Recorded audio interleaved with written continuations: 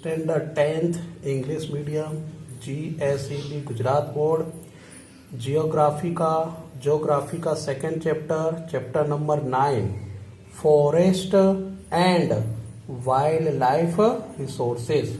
ये हमारे ज्योग्राफी का सेकंड चैप्टर है और बहुत ही इजी चैप्टर है।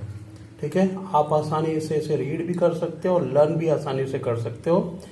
मैं शुरुआत कर रहा हूँ। सबसे पहले मैं फॉरेस्ट की डिफिनेशन शुरुआत करता हूँ, यानी फॉरेस्ट रिसोर्स के बारे में पढ़ते हैं, वन के बारे में। उसके बाद second video wild life resources के बारे में पढ़ेंगे। ठीक है, लेकिन जितने भी वीडियो मैंने आपको सेंड किए हैं या आपको वीडियो दिए जा रहे हैं, उन सभी का प्रिपरेशन रेगुलर करते रहे, क्योंकि जो बोर्ड की एग्जाम का जो टाइम टेबल है वो जिस मंथ में होता है उसी मंथ में होगा। मीनिंग मतलब ये है मीन्स कि मार्च महीने में ही बोर्ड की एग्जाम होगी। हमें ये नहीं अभी सोचना है कि बोर्ड के लिए एग्जाम के लिए टाइम टेबल इशू होगा, स्कूल ओपन होगा तब हम रिवीजन या रिवाइज करेंगे, प्रिपरेशन करेंगे। आपको कंटिन्यू तैयारी करना है। ओके, तो हम लेट्स स्टार्ट करते हैं। A general meaning of forest is the accumulation of trees, scrubs और heaps of grass. General meaning of forest, सामान्य रूप से जंगल का मीनिंग होता है, अर्थ होता है द एक्यूमुलेशन ऑफ ट्रीज, यानी बहुत सारे पेड़ हो, स्कर्प्स झाड़ियां हो, और हीप्स ऑफ ग्रास मीन्स जानते हो घास का ढेर हो, यानी ढेर सारे घास हो, घास का समूह हो। ऐसे को हम क्या कहते हैं? फॉरेस्ट। एंड सेकेंड डेफिनेशन है natural vegetation. Means natural means प्राकृतिक, वेजिटेशन मतलब वनस्पति, जो प्राकृतिक वनस्पति हो। Only that vegetation is included which can be राइज्ड naturally without the help of man, यानी ऐसा नेचुरल वेजिटेशन जो किसी भी मनुष्य की सहायता के बिना, without the help of man, किसी भी मनुष्य की सहायता बिना अपने आप राइज्ड मतलब उग गया, प्राकृतिक रूप से नेचुरली उसका जन्म हुआ, तो उसे हम कहते हैं नेचुरल वेजिटेशन। सेकेंड पॉइंट है क्लासिफिकेशन ऑफ फॉरेस्ट, मतलब जंगलों को किस आधार पर बांट सकते हैं। तो 9th क्लास में इसकी बेसिस हम पढ़ चुके हैं, लेकिन यहां पर हम कुछ थोड़ा डिफरेंट तैयार करते हैं। We will know about 3 types of forest on the basis of administration, ownership and management, यानी हम जो यहाँ क्लासिफिकेशन ऑफ फॉरेस्ट को रीड करेंगे उसे 3 बेजिस पे डिवाइड किया गया है। फर्स्ट बेज है एडमिनिस्ट्रेशन, सेकंड बेज है ओनरशिप एंड थर्ड बेज है मैनेजमेंट। तो फर्स्ट हम लोग रीड करना स्टार्ट करते हैं। Types of forest according to administration. Administration means प्रशासन, जो पूरा का पूरा अंडर कंट्रोल करता है, वैसे एडमिनिस्ट्रेशन का नाम दिया है। Types of forest according to administration. First part है रिजर्व फॉरेस्ट, जैसे हिंदी में कहते हैं आरक्षित जंगल। रिजर्व मीन्स आप लोग जानते ही हो, कभी आपने ट्रेन में आपने सफर किया हो, ट्रेवलिंग किया हो, तो आप देखते हो रिजर्वेशन टिकट बोलते हैं कि हमारा टिकट कैसा रिजर्वेशन है। रिजर्वेशन मतलब वो हमारे लिए क्या है? रिजर्व है, हमारे अलावा उस सीट का कोई उपयोग कर सकता नहीं है। तो जंगल में भी पहला नाम ऐसा reserve forest. Such forest are under the control of the government directly. Means ऐसे जो फॉरेस्ट होते हैं उनका कंट्रोल किसके अंडर में होता है? गवर्नमेंट के अंडर में होता है। Here there is restriction on lumbering, collection of woods और for pasturing. Collection of wood का मतलब होता है, कलेक्शन ऑफ वुड्स मतलब यहां लकड़ियों का कलेक्शन नहीं कर सकते, जमा इकट्ठा नहीं कर सकते। लंबरिंग मतलब पेड़ों को काट नहीं सकते, लकड़ियों को नहीं काट सकते। एंड फॉर पैस्चरिंग मतलब पशुओं को चराना। इन तीनों कामों पर यहां पर क्या रखा जाता है? रिस्ट्रिक्शन मतलब प्रतिबंध रखा जाता है, बैन रखा जाता है। मैं सेकेंड टाइम भी रिपीट कर दे रहा हूं। Types of forest according to administration. First number है reserve forest. Such forest are under the control of the government directly. There is restriction on lumbering, लकड़ी को काटने पर बैन होता है। कलेक्शन ऑफ वुड, लकड़ियों को जमा करने पर बैन होता है। एंड फॉर पेस्चरिंग, पशुओं को चराने पर भी बैन रखा जाता है। And second topic, second protected forest, these forest are looked after by the administration. Protect forest की देखभाल कौन करता है? Administration. Local people are permitted to collect the wood and no graze their animals without causing any harm to the trees. मतलब protect forest की देखभाल कौन करता है? एडमिनिस्ट्रेशन करता है। और लोकल पीपल यानी उस जंगल के आसपास जो लोकल पीपल होते हैं उन्हें कलेक्शन द वुड, लकड़ियों को चुनने के लिए परमिशन दी जाती है। ग्रेज दियर एनिमल्स, प्राणियों को चराने के लिए परमिशन दी जाती है।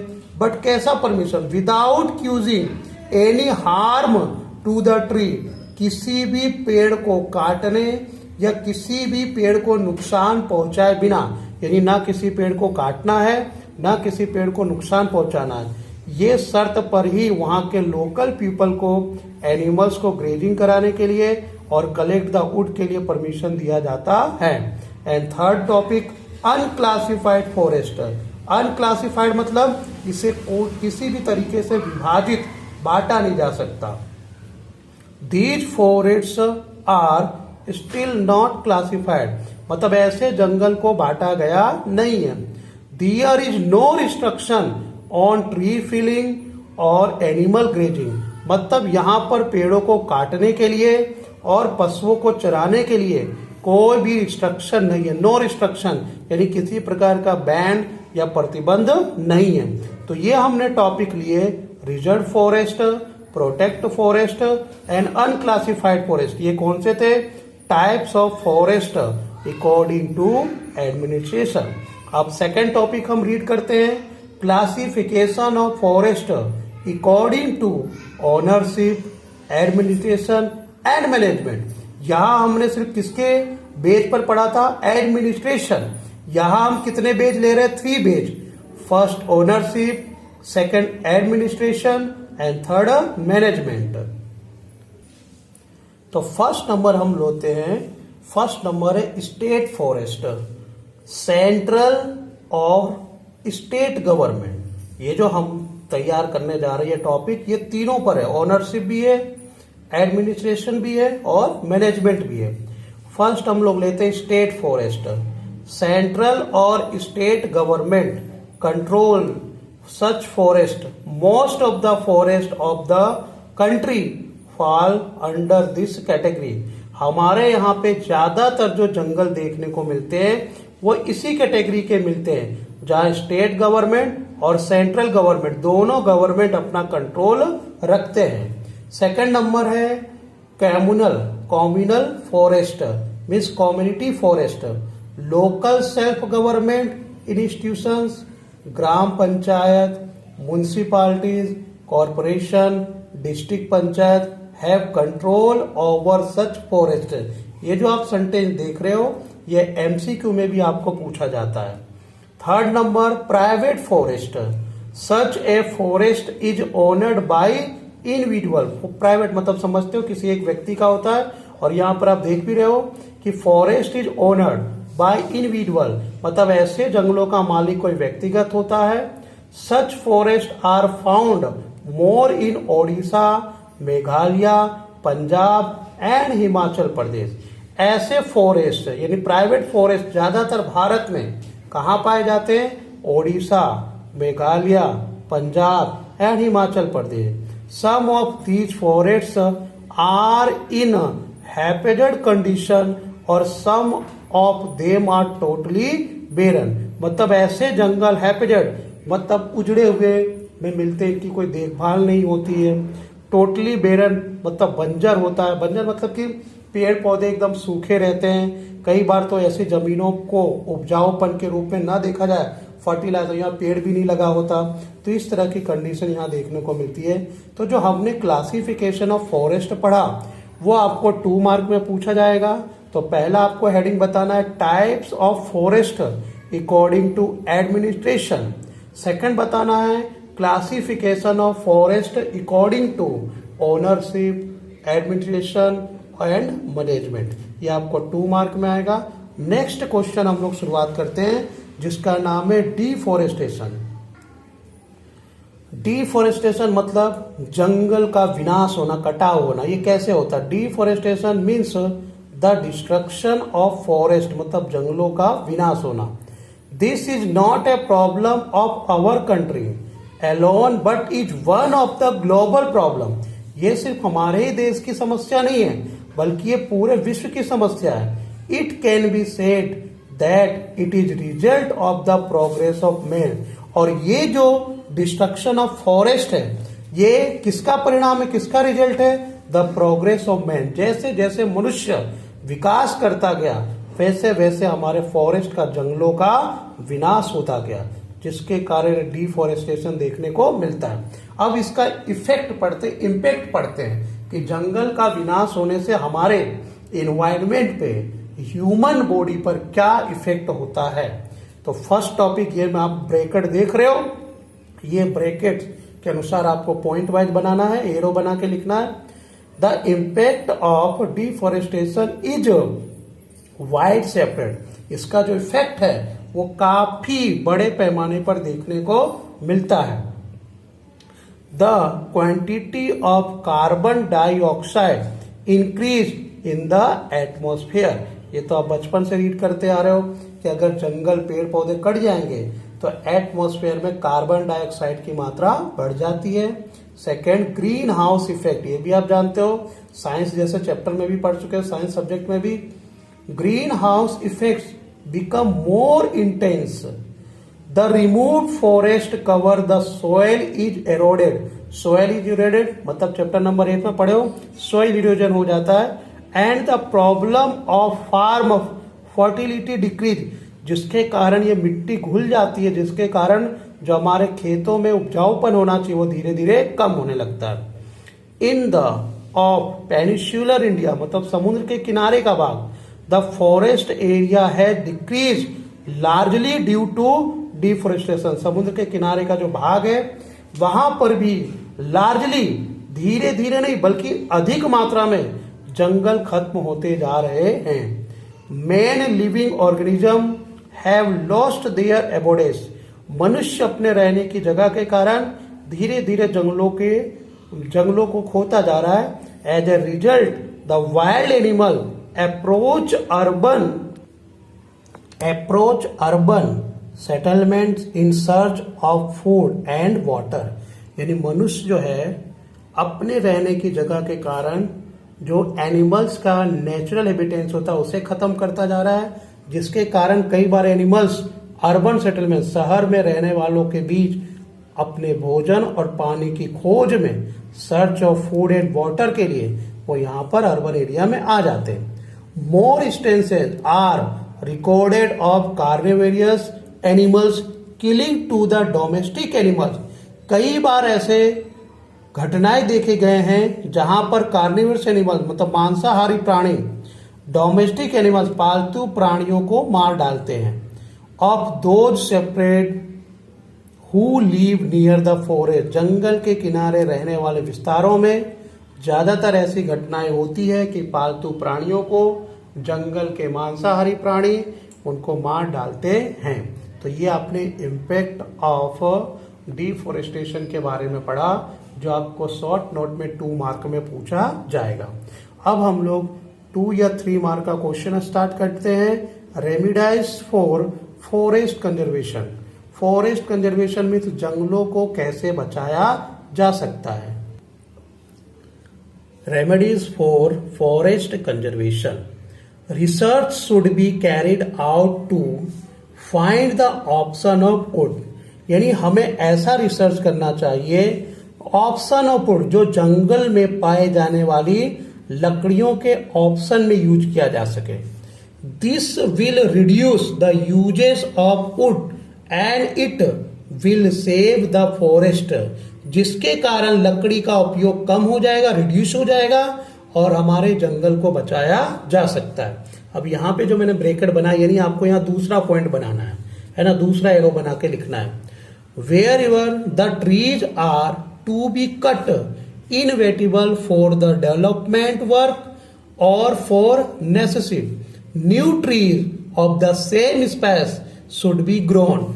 हम अगर पेड़ों को काटते हैं अपने डेवलपमेंट के लिए, विकास के लिए, अपने किसी आवश्यकता को पूरा करने के लिए, तो उसकी जगह पे नए पेड़ सेम स्पेस, उसी जाति के, उसी की तरह पेड़ को उगाना चाहिए। ठीक है। There should be a total ban for cutting trees which are not grown fully. और ऐसे पेड़ों को काटने पर पूरी तरीके से बैन रखना चाहिए जो अभी तक नॉट ग्रोन, जो पूरी तरीके से बड़े नहीं हुए हैं, तभी हम जंगलों को बचा सकते हैं। तो आप देख रहे हैं कि ये एक पॉइंट के अंदर आपके 2 पॉइंट बन गए। ठीक है, इस तरह से आपको पॉइंट वाइज बनाना है, जिससे कि आपका टॉपिक भी बड़ा हो जाए और आपका पॉइंट अलग अलग होने से आप इजिली 1 by 1 सेंटेंस को लर्न कर सकते हो। सेकंड में देख सकते हो आप, those industries which receive their raw material, कच्चा माल जिसे कहते हैं, कोई भी चीज को बनाने के लिए रॉ मटेरियल काफी आवश्यक होता है। The raw material from the forest should be compelled for afforestation for future needs. जो इंडस्ट्री जंगल में से रॉ मटेरियल रिसीव करती है, उसे उस पेड़ को काटने के बदले में नया पेड़, फ्यूचर को देखते हुए नया पेड़ लगाना चाहिए। Under the name of eco tourism, यानी इको टूरिज्म के नाम पर the forest cover should not be damaged and should be strictly control. यानी इको टूरिज्म के नाम पे जो जंगलों को हम बिगाड़ रहे हैं, डैमेज कर रहे हैं, वो ना हो, इसलिए हमें स्ट्रिक्टली कंट्रोल, स्ट्रिक्टली रूल्स बनाने चाहिए। कई बार हम घूमने फिरने के नाम पर भाई इको टूरिज्म, हम पर्यावरण की सुरक्षा के लिए हम टूरिस्ट के रूप में घूमने जाते हैं कि चलो भाई उस पर्यावरण को देखेंगे, लेकिन वहां घूमने कम जाते हैं और फॉरेस्ट को नुकसान ज्यादा करते हैं। तो इको टूरिज्म के नाम पर जो कुछ संस्थाएं हैं या टूरिस्ट लोग हैं, वो लोग उसका नुकसान ना करें, इसलिए स्ट्रिक्टली रूल्स बनाने चाहिए। Next topic, wide separate public awareness. Public awareness मतलब लोगों में जागृति लानी चाहिए। Wide separate public awareness programme should be organised among the local people. जंगल में लोकल पीपल जो रहते हैं, आदिवासी लोग जो रहते हैं, उन्हें awareness programme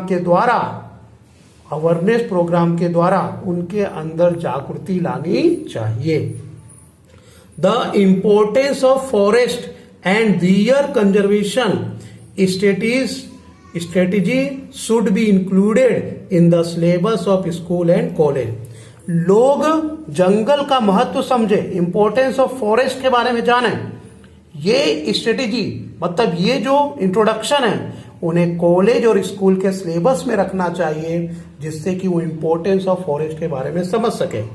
they should be explain the necessity of forest conservation. उन्हें बताना चाहिए कि जंगल को बचाने से हमें क्या क्या लाभ हो सकते हैं, हमें क्या क्या फायदे हो सकते हैं। Social forestry and agro forestry should be developed intensively by taking plan step for the necessity of fodder and firewood. मतलब फायरवुड मतलब ईंधन की लकड़ी और फूडर मतलब घास, इन दोनों की आवश्यकताओं को पूरा करने के लिए हमें सोशल को डेवलप करना चाहिए। अब आप बोलोगे सर इसका मीनिंग क्या होता है? तो सोशल फॉरेस्ट्री मतलब हिंदी वर्ड में कहते हैं सामाजिक वनीकरण, मतलब पूरे सोसाइटी वाले को खाली जगहों पर ज्यादा से ज्यादा ट्रीज उगाना चाहिए। एग्रो फॉरेस्ट्री जहां पर खेती होती है उस फार्म के किनारे किनारे पेड़ लगाना चाहिए, या खेती के आसपास के खेतों में जो खाली खेत पड़े हैं, उपजाऊ जमीन पड़े, वहां पेड़ लगाने चाहिए, जिससे कि ईंधन की लकड़ी की पूर्ति भी हो सके और एनिमल्स के लिए घास की सुविधा भी मिल सके। In place of firewood alternative options like solar energy, natural gas etcetera should be implemented. Firewood के जगह पर, ईंधन की लकड़ी की जगह पर, यानी जो लकड़ी, जिस लकड़ी को जलाने के लिए हम पेड़ काटते हैं, उस लकड़ी की जगह कौन से एग्जाम्पल दिए गए? सोलर एनर्जी, वुड के लिए पेड़ को काटने से रोका जा सके।